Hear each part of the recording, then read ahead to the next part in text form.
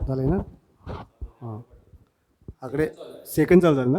हां ठीक आहे ठीक आहे ठीक आहे. हां ओके ओके. इयत्ता 9वी विषय विज्ञान भाग 1 आणि त्या विज्ञान भाग 1मध्ये आपण मागच्या तासाला कार्बन एक महत्त्वाचं मूलद्रव्य आहे हे प्रकरण आपण बघितले. कार्बनबद्दल बरीच माहिती आपण मागच्या घटकामध्ये बघितलेली आहे. त्याच्यामध्ये कार्बनचा अणुअंक, कार्बनची संज्ञा, कार्बनचं वस्तुमान, त्याच्यानंतर इलेक्ट्रॉन संरूपण आणि त्यानंतर संयोजन. कार्बन आढळतो कुठं, त्याचे महत्त्वाचे गुणधर्म कोणते, तो घटक आपण बघितलेला आहे. आणि त्या गुणधर्मामध्ये आपण 2 घटक बघायला लावले. त्यातला पहिला जो आहे तो अपरूपता कशाला म्हणायचा आहे. अपरूपताची व्याख्या तुम्हाला मी सांगितली होते. अपरूपता कशाला म्हणणार आहे, तर रासायनिक गुणधर्म जे असतात ते रासायनिक गुणधर्म सारखे असतात, पण भौतिक गुणधर्म जे असतात ते मात्र काय असतात, भिन्न असतात. त्याचे गुणधर्म आपण या ठिकाणी बघत असताना त्यामध्ये 2 घटक आपल्याला बघायचे आहेत. एक स्फटिक रूप आणि दुसरं जो आहे तो अस्फटिक रूप. ठीक आहे. आता स्फटिक रूपामध्ये आपल्याला 3 उदाहरण घ्यायचे आहेत. त्या 3 उदाहरणामध्ये पहिलं उदाहरण आपल्याला घ्यायचं आहे तो म्हणजे हिरा. दुसरं उदाहरण आपण घेणार आहे ग्राफाईड आणि तिसरं उदाहरण आपल्याला घ्यायचं आहे ते म्हणजे फुलरीन. ह्या 3 उदाहरणामध्ये स्फटिक आणि अस्फटिकमधला हा स्फटिक रूपीचा उदाहरण आहे. त्यातला एक घटक आपल्याला घ्यायचा आहे आणि तो म्हणजे पहिला जो घटक आपण घेणार आहे तो म्हणजे हिरा. आता हिऱ्यामध्ये आपल्याला 3 घटक बघायचे आहेत. त्यातला पहिला जो गुणधर्म आहे तो म्हणजे आढळ. त्याच्यानंतर दुसरा गुणधर्म आपल्याला बघायचा आहे, दुसरा जो आहे त्याची रचना. तिसरा आपल्याला बघायचा आहे त्याचे गुणधर्म आणि चौथा आपल्याला घटक बघायचा आहे त्याचे महत्त्वाचे उपयोग. कळले. हिऱ्यामध्ये काय काय आपल्याला बघणार आहे, 3 घटक बघणार आहे. हिरा कुठं सापडतो, त्याच्यानंतर त्या हिऱ्याची रचना कशी असते, त्यानंतर त्या हिऱ्याचे गुणधर्म कोणते आणि त्याच्यानंतर त्या हिऱ्याचे उपयोग आपल्याला बघायचे आहेत. आता हिरा आढळतो कुठं, भारतामध्ये प्रामुख्याने जर आपण बघितलं तर त्याच्यामध्ये 2 राज्यामध्ये जास्त प्रमाणामध्ये हिरा सापडतो. तो म्हणजे एक कर्नाटक आणि दुसरा आहे तो म्हणजे मध्य प्रदेश. कर्नाटकामध्ये जर आपण विचार केला तर रावळकोंडा आणि मध्य प्रदेश जर आपण घेतला तर त्याच्यामध्ये पन्ना. मग भारतामध्येच फक्त हिरा आढळतो का, नाही. इतर देशामध्ये सुद्धा हिऱ्याचं अस्तित्व त्याच्यामध्ये आहे. तर त्याच्यामध्ये जर आपण बघितलं तर दक्षिण आफ्रिका आहे, ब्राझील आहे, बेल्जियम आहे, रशिया आहे आणि अमेरिका आहे. म्हणजे आपल्या भारतामध्येच हिरा आढळतो असं काही नाही. भारतामध्ये 2 ठिकाणी या ठिकाणी हिऱ्याचं अस्तित्व आहे. त्याच्यामध्ये कर्नाटक आहे रावळकोंडा आणि दुसरा म्हणजे मध्य प्रदेश आहे, तो म्हणजे कुठला असणार आहे, पन्ना या ठिकाणी. आणि इतर देशामध्ये हिऱ्याचं अस्तित्व आढळणार आहे. त्यातला एक घटक झाला तो म्हणजे आढळ. आता रचना कशी असते हिऱ्याची, रचनेमध्ये जर आपण बघितलं तर हिऱ्यामध्ये असणारा कार्बन हा महत्त्वाचा घटक आहे. आता हा जो कार्बनमध्ये असणारा जो अणू आहे हा अणू शेजारच्या 4 कार्बन अणूशी तो सहसंयुज बंधानं जोडलेला असतो. आता याच्यामध्ये आपल्याला 2 घटक बघायचे आहेत, सहसंयुज बंध आणि आयनिक बंध कशाला म्हणायचं आहे. सहसंयुज बंध कशाला म्हणायचं आहे आणि आयनिक बंध कशाला म्हणायचं आहे तो घटक पहिल्यांदा आपण बघूया. आता आयनिक बंध आपल्याला या ठिकाणी बघत असताना कोणत्याही मूलद्रव्याच्या बाहेरच्या कवचामध्ये अष्टक किंवा द्विक पूर्ण करण्यासाठी एकतरी इलेक्ट्रॉन दिले जातात किंवा इलेक्ट्रॉन घेतले जातात. म्हणजे आयनिक बंधमध्ये इलेक्ट्रॉन देण्याची किंवा इलेक्ट्रॉन घेण्याची प्रवृत्ती असते, त्याला काय म्हणायचं, आयनिक बंध म्हणायचं आहे. आणि सहसंयुज बंधमध्ये काय होतं, ह्याच्या उलट होतं. सहसंयुज बंधमध्ये इलेक्ट्रॉन दिलेही जात नाहीत आणि इलेक्ट्रॉन घेतलेही जात नाहीत. म्हणजे याच्यामध्ये इलेक्ट्रॉन दिलेही जात नाहीत, घेतलेही जात नाहीत. मग काय होतं नक्की याच्यामध्ये, तर भागीदारी केली जाते. म्हणजे 2 मूलद्रव्याचे इलेक्ट्रॉन एकत्र येऊन त्याचं अष्टक किंवा द्विक या ठिकाणी काय केलं जातं, पूर्ण केलं जातं. त्याला काय म्हणायचं आहे, सहसंयुज बंध म्हणायचं आहे. आणि आयनिक बंधमध्ये मात्र इलेक्ट्रॉन दिले जातात किंवा इलेक्ट्रॉन घेतले जातात. मग आता इलेक्ट्रॉन देण्याची आणि घेण्याची जी प्रवृत्ती असते ती आयनिक बंधमध्ये असते. कुणामध्ये असते? एक उदाहरण आपण बघूया. मागच्या वेळेला आपण ते एक उदाहरण बघितलं होतं. त्याच्यामध्ये सोडियम आणि क्लोरीन, हे दोन उदाहरणं आपण बघूया. सोडियमचा अणुअंक आहे 11, क्लोरीनचा अणुअंक आहे 17. इलेक्ट्रॉन स्वरूपण जर आपण बघितलं तर त्या इलेक्ट्रॉन स्वरूपामध्ये पहिल्या कवचामध्ये 2, दुसऱ्या कवचामध्ये राहिलेले 8 आणि तिसऱ्या कवचामध्ये 1 इलेक्ट्रॉन जातो. क्लोरीनच्या बाबतीमध्ये जर आपण बघितलं तर पहिल्या कवचामध्ये 2, दुसऱ्या कवचामध्ये 8 आणि तिसऱ्या कवचामध्ये 7 इलेक्ट्रॉन आहेत. आता सोडियमच्या बाबतीमध्ये जर विचार केला तर याला अष्टक पूर्ण करण्यासाठी बाहेरच्या कवचामध्ये किती इलेक्ट्रॉन आहेत? 1च इलेक्ट्रॉन आहे. याला जर अष्टक पूर्ण करायचं असेल तर एक तर या सोडियमला 7 इलेक्ट्रॉन घ्यावे लागतात किंवा 1 इलेक्ट्रॉन द्यावा लागतो. मग आता 1 इलेक्ट्रॉन द्यायचं म्हटलं किंवा 7 इलेक्ट्रॉन घ्यायचं म्हटलं तर 7 इलेक्ट्रॉन ओढण्याची क्षमता जी आहे क्लोरीनची, सोडियमची तर 1 इलेक्ट्रॉन असल्यामुळे तो 7 इलेक्ट्रॉन ओढू शकत नाही. पण 1 इलेक्ट्रॉन तो देऊ शकतो. मग 1 इलेक्ट्रॉन तो दिला की त्याचं बाहेरचं कवच पूर्ण होतं, म्हणजे 8 इलेक्ट्रॉन तिचे पूर्ण होतात. मग सोडियम काय करतो? 1 इलेक्ट्रॉन देतो. त्याच्या उलट क्लोरीनमध्ये काय होतं बघा, क्लोरीनच्या बाहेरच्या कवचामध्ये 7 इलेक्ट्रॉन आहेत. आता याला काय करायला पाहिजे? एक तरी 2 गोष्टी आहेत. एक तरी याला 7 इलेक्ट्रॉन दिले पाहिजेत किंवा 1 इलेक्ट्रॉन घेतला पाहिजे. पण 7 इलेक्ट्रॉन एवढं देत असताना याची क्षमता जी आहे ती जास्त आहे.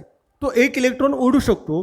म्हणून सोडियमचा 1 इलेक्ट्रॉन हा क्लोरीनकडे आला तर याचं अष्टक या ठिकाणी पूर्ण होतं. आणि त्यामुळे सोडियम जर आपण बघितला तर हा Na बरोबर होणार आहे 2, 8 आणि क्लोरीन होणार आहे 2, 8 आणि 8. म्हणजे ही आयनिक बंधची क्रिया आहे. म्हणजे आयनिक बंधमध्ये काय होतं? एकतरी इलेक्ट्रॉन दिले जातात किंवा इलेक्ट्रॉन घेतले जातात. आता इथे काय झालं? सोडियम हा 1 इलेक्ट्रॉन देतो, क्लोरीन हा 1 इलेक्ट्रॉन घेतो. मग काय झालं इथं? क्लोरीननं 1 इलेक्ट्रॉन घेतल्यामुळं त्याचं 8 इलेक्ट्रॉन पूर्ण झाले, बाहेरचं कवच पूर्ण झालं. आणि सोडियमच्या बाबतीमध्ये जर विचार केला तर त्याचं 8 इलेक्ट्रॉन पूर्ण झाले. आणि ज्यावेळेला मग हे एकत्र येतात त्यावेळेला NaCl म्हणजे हा सोडियम क्लोराईड म्हणजे काय तयार झालं? मीठ तयार झालं. तसं आयनिक बंधमध्ये हे देण्याची घेण्याची प्रवृत्ती असते. सहसंयोज बंधमध्ये जर विचार केला तर त्याच्यामध्ये घेण्याची आणि देण्याची प्रवृत्ती नसते. ते दोन्ही मूलद्रव्यच्या बाहेरच्या कवचामध्ये असणारे जे इलेक्ट्रॉन आहे ते एकत्र येतात आणि भागीदारी करतात आणि दोघांचं द्विक किंवा अष्टक या ठिकाणी काय करतात? पूर्ण करतात. तसं म्हणून त्याला काय म्हणायचं आहे? सहसंयोज बंध म्हणायचं आहे. म्हणजे रचनेमध्ये जर आपण विचार केला, हिऱ्याच्या रचनेमध्ये कार्बनचा अणुअंक जो आहे म्हणजे कार्बनचा जो अणू जो आहे शेजारच्या 4 अणूबरोबर सहसंयोज बंधानं तो काय झाला असतो? जोडलेला असतो. मग सहसंयोज बंधानं जोडला की त्याचं या ठिकाणी काय होणार आहे? चतुर्सीमा या ठिकाणी तयार होणार आहे. म्हणजे हिऱ्याला एक रचना या ठिकाणी काय होते? तयार या ठिकाणी होणार आहे. आणि ती रचना म्हणजे त्रिमितीय रचना. चतुर्कोनातून त्रिमितीय रचना या ठिकाणी काय होणार आहे? तयार होणार आहे. तर ही झाली हिऱ्याची रचना कशी असते. त्याच्यानंतरचा तिसरा जो घटक आपण बघणार आहे तो म्हणजे हिऱ्याचे गुणधर्म. बरोबर आहे. आता हिऱ्याच्या गुणधर्मामध्ये जर आपण विचार केला, हिऱ्याच्या गुणधर्मामध्ये एकूण 7 गुणधर्म आहेत. काही गुणधर्म पहिला, हिरा जर आपण बघितला आपल्या सर्वांना माहीत आहे तेजस्वी आहे, चमकदार आहे, चमकणारा आहे. शुद्ध स्वरूपामध्ये हे जर हिरा आपण जर घेतला तर तो कसा असतो? कठीण अवस्थेमध्ये असणार आहे. हे त्याचं पहिलं गुणधर्म आहे. त्याच्यानंतर हिऱ्याची घनता जर आपण बघितली तर हिऱ्याची घनता आहे 3.5 ग्रॅम घन सेंटीमीटर. 3.5 ग्रॅम घन सेंटीमीटर ही त्याची घनता आहे. हे दुसरा गुणधर्म हिऱ्याचा त्याच्यामध्ये असणार आहे. त्याच्यानंतर त्याचा द्रवणांक जर आपण बघितला तर 3500 अंश सेल्सिअस. द्रवणांक किती असणार आहे? 3500 अंश सेल्सिअस हा तिसरा गुणधर्म आपल्याला या ठिकाणी सांगता येईल. मग समजा आता हिऱ्याला जर आपण उष्णता दिली, ऑक्सिजनच्या सानिध्यामध्ये जर आपण हिऱ्याला उष्णता दिली, जवळजवळ 800 अंश सेल्सिअसला जर आपण उष्णता दिली तर त्या उष्णता दिल्यानंतर त्या हिऱ्यातून कार्बन डायऑक्साईड वायू हा काय होतो? बाहेर पडतो. कुठला वायू? कार्बन डायऑक्साईड वायू हा बाहेर पडणार आहे. आता बाहेर पडणारा कार्बन डायऑक्साईड जो आहे या हिऱ्याचं वैशिष्ट्य आहे फक्त कार्बन डायऑक्साईड वायूच या ठिकाणी बाहेर पडतो, पण त्या कार्बन डायऑक्साईडशिवाय इतर कुठलाही पदार्थ त्या हिऱ्यापासून तयार होत नाही. हे त्या हिऱ्याचं वैशिष्ट्य आहे. म्हणजे हिऱ्याचा गुणधर्म आपण या ठिकाणी कितवा बघितला? चौथा गुणधर्म बघितला. त्याच्यानंतर हिऱ्याचं आणखीन एक वैशिष्ट्य जर आपण बघितलं, कोणत्याही कुठलंही द्रावण आपण घेतलं तर कोणत्याही द्रावकामध्ये हिरा हा अद्रावणीय असतो. अद्रावणीय म्हणजे काय? विरघळत नाही. आणि 6वा गुणधर्म आपण बघितला तर हिऱ्यावर कुठलाही आम्ल घेतला किंवा आम्लारी घेतला तर त्या आम्लारीचा हिऱ्यावर कोणताही परिणाम होत नाही. 6वा आहे.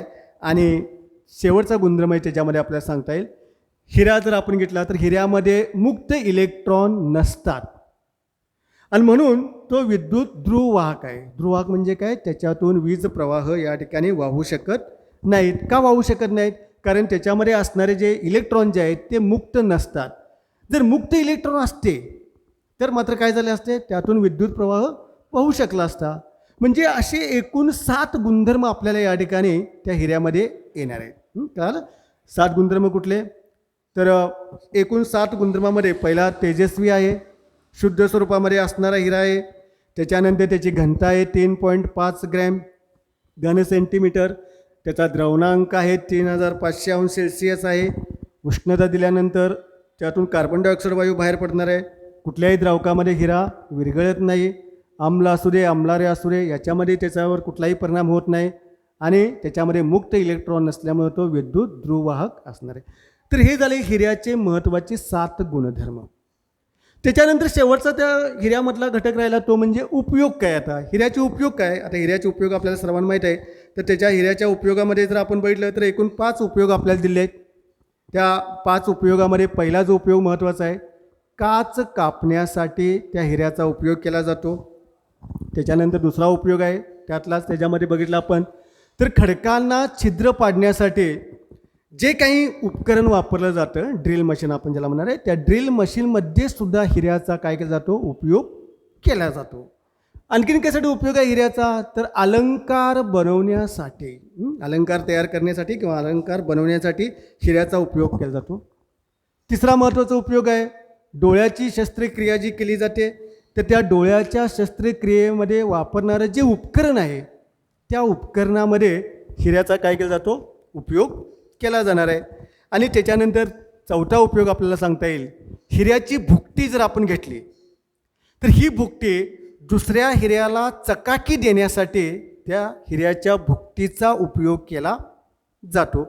आणि शेवटचा उपयोग या ठिकाणी आपण जर बघितलं तर अवकाशामध्ये सोडलेले जे कृत्रिम उपग्रह जे आहेत तर त्या कृत्रिम उपग्रहामध्ये जे येणारे वातावरणामधून असणारे जे प्रारणा जे आहेत तर त्या प्रारणापासून त्या उपकरणामध्ये ज्या खिडक्या असतात, सावधान आपण ज्याला म्हणणार आहे, तर त्या खिडक्यांना संरक्षण देण्यासाठी, त्या खिडक्या तयार करण्यासाठी सुद्धा काय केला जातो? हिऱ्याचा उपयोग केला जातो. म्हणजे स्फटिक रूपामध्ये आपण 3 उदाहरण बघायला आलो आहे. त्यातला पहिला आपण उदाहरण घेतलेलं आहे हिरा. हिऱ्यामध्ये 4 घटक आपण बघायला आलो आहे. हिरा सापडतो कुठं, त्याची रचना कशी असते, त्याचे गुणधर्म कोणते असतात आणि त्याच्यानंतर त्या हिऱ्याचा उपयोग कोणता. तर असे एकूण 4 घटक आपण त्या हिऱ्यामध्ये पडलेले आहे. आणि त्याच्यानंतर मग आपल्याला दुसरा जो घटक बघायचा आहे आणि तो म्हणजे ग्राफाईट. आता ग्राफाईट निसर्गामध्ये जर ग्राफाईट आपण जर बघितलं या ठिकाणी तर वेगळ्या अवस्थेमध्ये ग्राफाईट या ठिकाणी आढळणार आहे. तर निकोलम जँक्स या शास्त्रज्ञानं या ग्राफाईटचा या ठिकाणी शोध लागला आहे. जी पेन्सिल असते तर त्या पेन्सिलमध्ये त्या ग्राफाईटचा उपयोग या ठिकाणी केलेला आहे. तर ग्राफाईट याच्यामध्ये जर आपण बघितलं त्याची अढळ आपण बघितलेलं आहे. त्याच्यानंतर त्या ग्राफाईटची रचना जर आपण बघितली, ग्राफाईटमध्ये पण कोण महत्त्वाचा घटक आहे? कार्बनच आहे. आता ग्राफाईटमध्ये 3 अणू शेजारच्या अणूबरोबर ते काय केले असतात? जोडलेले असतात. आणि त्यामुळं त्याचा एक षटकोनी आकार काय तयार होतो? ग्राफाईटचा तयार या ठिकाणी होणार आहे. तर हे झाले ग्राफाईटची रचना. त्याच्यानंतर या ग्राफाईटमध्ये आपण एक बघणार आहे तो म्हणजे गुणधर्म. आता ग्राफाईटच्या गुणधर्मामध्ये जर आपण विचार केला तर याच्यामध्ये एकूण 5 गुणधर्म आपल्याला दिसतात किंवा 5 गुणधर्म आपल्याला सांगता येतील. तर निसर्गामध्ये सापडणारा जो ग्राफाईट जो आहे तो ग्राफाईट काळ्या रंगाचा आहे, ठिसूळ आहे, मऊ आहे आणि गुळगुळीत आहे. त्याच्यानंतर दुसरा जर आपण गुणधर्म जर बघितला तर हे ग्राफाईटमध्ये सुद्धा या ठिकाणी मुक्त इलेक्ट्रॉन फिरत असतात आणि मुक्त इलेक्ट्रॉन असल्यामुळं तो ग्राफाईट विद्युत सुवाहक आहे. हिऱ्यामध्ये काय होतं, मुक्त इलेक्ट्रॉन नव्हते, त्यामुळे तो विद्युत ध्रुवाहक होता. पण ग्राफाईटमध्ये जर आपण विचार केला तर मात्र काय होणार आहे, त्याच्यामध्ये मुक्त इलेक्ट्रॉन असतात आणि मुक्त इलेक्ट्रॉन असल्यामुळं हा हिरा विद्युत सुवाहक त्याच्यामध्ये असणार आहे. त्याच्यानंतर दुसरा जो आहे हिऱ्याचा महत्त्वाचा गुणधर्म जो आहे, कागदावर उमटण्याची क्षमता त्या ग्राफाईटमध्ये असते. हा एक महत्त्वाचा गुणधर्म त्याच्यामध्ये, कारण पेन्सिलमध्ये जो लीड आपण ज्यांना म्हणणार आहे तर लिहिण्यासाठी त्या ग्राफाईटचा उपयोग त्याच्यामध्ये किंवा त्याचा गुणधर्म तो आहे. त्याच्यानंतर त्याची घनता जर आपण बघितली तर ती घनता आहे 1.9 ते 2.3. घनता किती आहे, 1.9 ते 2.3 ग्रॅम घन सेंटीमीटर एवढी त्याची घनता या ठिकाणी असणार आहे. आणि याचंही ग्राफाईटचं वैशिष्ट्य आहे, कोणत्याही द्रावकामध्ये किंवा कुठल्याही द्रावणामध्ये तो विरघळत नाही, म्हणजे तो कसा आहे, अद्रावणीय आहे, म्हणजे तो कुठेही तो या ठिकाणी विरघळत नाही. हे झाले ग्राफाईटचे महत्त्वाचे 5 गुणधर्म. त्याच्यानंतर त्यातलाच दुसरा घटक आपल्याला बघायचा आहे, तो म्हणजे ग्राफाईटचे उपयोग. जसे आपण हिऱ्याचे उपयोग बघितले तसे ग्राफाईटचे उपयोग या ठिकाणी असणार आहे. पहिला महत्त्वाचा उपयोग जो आहे तो म्हणजे वंगण तयार करण्यासाठी.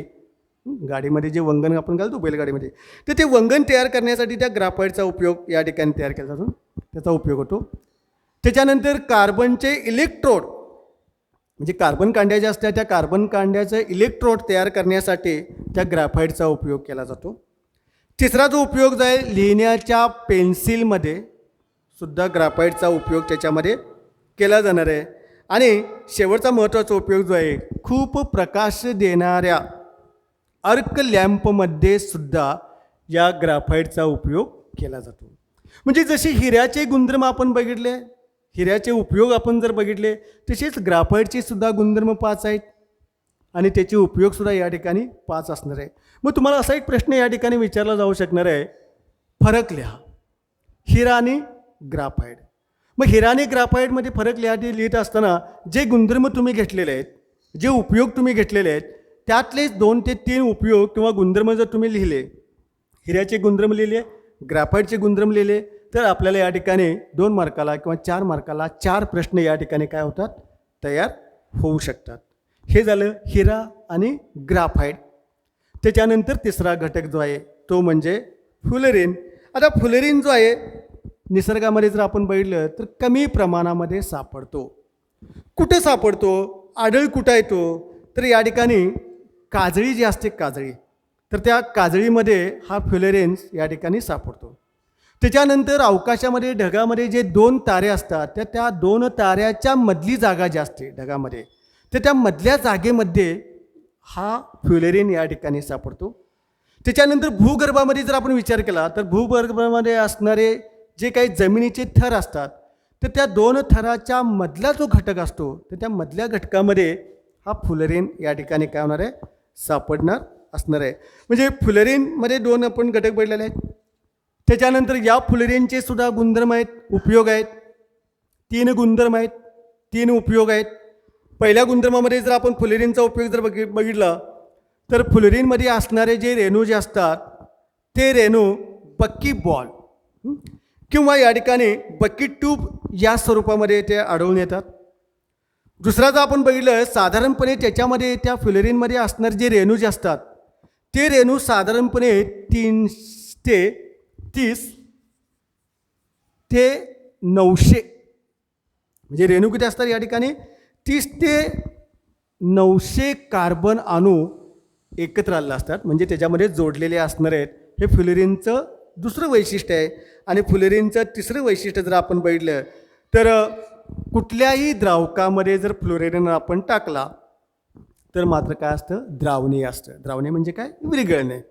त्याचं उदाहरण जर आपण बघितलं तर कार्बन डायसल्फाईड असेल किंवा क्लोरोबेन्झिन असेल, हे त्याचं एक उदाहरण आपल्याला या ठिकाणी घेता येईल. जसे गुणधर्म 3 आपण बघितलेले आहेत, तसेच त्याचे उपयोगी 3 या ठिकाणी असणार आहेत.